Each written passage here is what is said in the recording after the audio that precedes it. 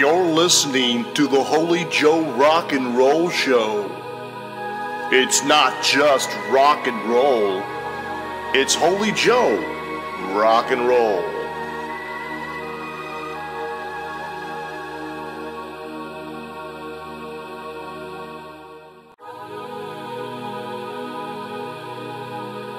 You're listening to the Holy Joe Rock and Roll Show.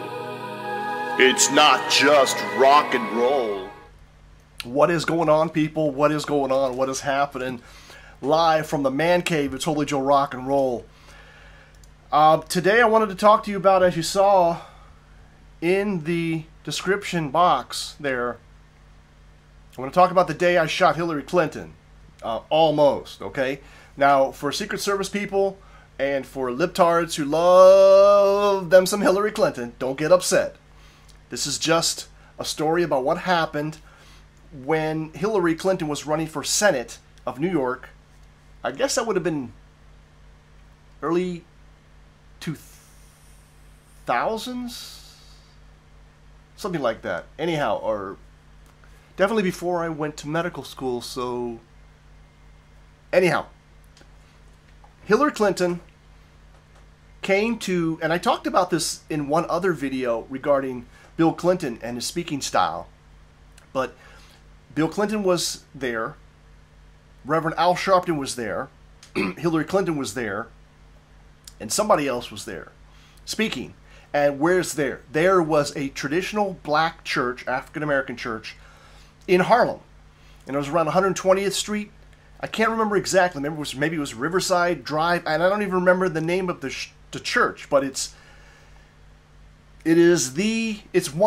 let's call it one of the most popular, or let's say well-known Baptist, I believe it was Baptist denomination Christian church for the African American community in Harlem. Okay, so it was either on, I don't even remember exactly, and I tried to find it and I couldn't find it. So it could have been on Riverside Avenue and 120th Street or something like that. Anyhow, well-known church. Now, I was there not because I was a Hillary supporter, but because I was actually working. I was working for a company that was working on the site. I don't want to get into more details, but I was working, okay, on site. Whether you want to imagine security detail or whatever, doesn't matter. But so like I said, Secret Service was there. New York City cops were there. Excuse me, not in a huge force, but they were there at this church. Now, where I was sitting up in the balconies. There was a balcony section, and I was looking down. And let's see here. Al Sharpton spoke, and I don't remember anything that racist said. Okay, I don't remember anything he said. Bill Clinton spoke, and I remember what he said. Okay, at least part of it. He talked about the 3 Ps. The personality, the policies, and personality, policies, and something like that. I forget what it was, but he was saying people usually vote for the perception, maybe it was perception, of the candidate, and they don't think about the policies of the candidate. Anyways, it was the 3 Ps thing, okay? He was doing it on this campaign the whole time, talking about the 3 Ps. So I remember that.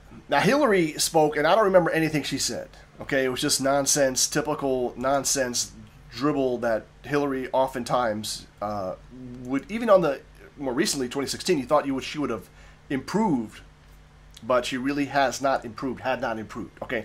So I don't really remember anything that she said. Fortunately or unfortunately, I don't know. What else? So when did I shoot her? Okay, you're asking about that.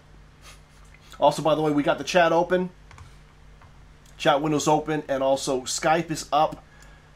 Holy Joe Space Rock, if anybody wants to call in. Holy Joe Space Rock here at the Man Cave. Now, I know it is about 6 in the morning, Central Eastern European East Coast time, So you guys are probably all sleeping or taking the train into work, whatever, getting your first cup of coffee. But people in Europe are awake. It's coming up on noon. So, not to drag this out, not to belabor the point, but what happened was Hillary was giving her speech. Now, I was wearing these, I guess you would call them blue blocker sunglasses, but they were not the brand blue blocker. They were orange lens sunglasses that I bought at Walmart down in Florida, and I think they cost $7 or $8. They were excellent, excellent sunglasses for the price. So I'm watching Hillary down below, and I look around, and I started thinking to myself, man, you know, I came into this church. Nobody checked me. Nobody wanded me. I didn't go through a metal detector. I just came right on in here. Okay? Now, of course, you had an ex-president. You had a ex-first lady, because she hadn't won any elected office yet. You had Al Sharpton, who was a freaking loser and a known FBI informant. And you had some other probably local guy there. So there was physical security in terms of people there, but there was no x-ray machine or metal detectors or anything. So as I'm sitting up there on the balcony, I'm thinking to myself, man, if I wanted to, I could shoot Hillary. I could take her out. Okay? So stay with me, because it gets really interesting. It gets really interesting. So as I'm sitting there, I put up my fingers, and I did a little something like that, right? To see, you know, how would it line up, right? Actually, it really would be like this, but I just did like that, and then I started doing like that for Hillary's head, and I was crushing her head a little bit, bam, bam, right? And then everything was cool until I put on the orange glasses, okay? Once I put on the orange glasses, and I put up my fingers again, I swear to God, I started hearing noises in my periphery, okay? Secret Service or security, whoever, was probably getting in position to take me out, preventively take me out with a headshot, right? And I could hear it. I couldn't see anything, but I could hear that something was happening. There was definitely commotion going on, because this is in the church, and nobody else was moving around. Nobody else should have been moving around, okay? So it was freaking me out. And I realized, listen, I don't even have a weapon. I don't even have a weapon. What am I doing? This could be bad. This could be bad. All right. So I immediately took off the glasses. Started clapping. Right. Started clapping for Hillary, and the noises went away. Okay. So what I'm thinking is what happened is, like I said, most likely security was getting in position to either snatch me up or even take me out, potentially, as a potential security risk. Okay, but I was hearing the noises. And like I said, nobody was moving around, because I kind of looked left, I looked right. There was nobody moving in the pews up in the balcony. So definitely was some security stuff. So I don't know if that's an interesting story to you. I have another story, which maybe if I have time tomorrow, I can tell you about when I got a cup from a president at another live show, at another live event in Staten Island, and what happened to that cup. Okay, because it's really, it's a lot of emotion in that story. So maybe I'll get to that tomorrow. All right, everybody. Thank you so much for watching. This is Holy Joe Rock and Roll, reminding you to always make it happen for the captain, because you're the captain. And I'll leave you with this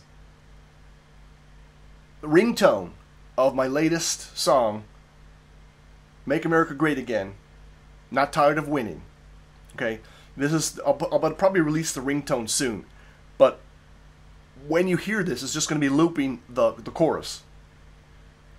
If you want to capture it, make it your own ringtone, or if you want to buy the song on holyjoe.bandcamp.com, I would really appreciate it. It's on the Smoke and Mirrors album, the latest one, track number 8. But here it is. Make America Great Again, Not Tired of Winning. Thanks again. Holy Joe Rock and Roll. Make it happen for the captain, because you're the captain. Again. I'm not tired of winning, my friends. Let's make America great again. I'm not tired of winning, my friends. Let's make America great again. I'm not tired of winning, my friends. Let's make America great again. I'm not tired of winning, my friends.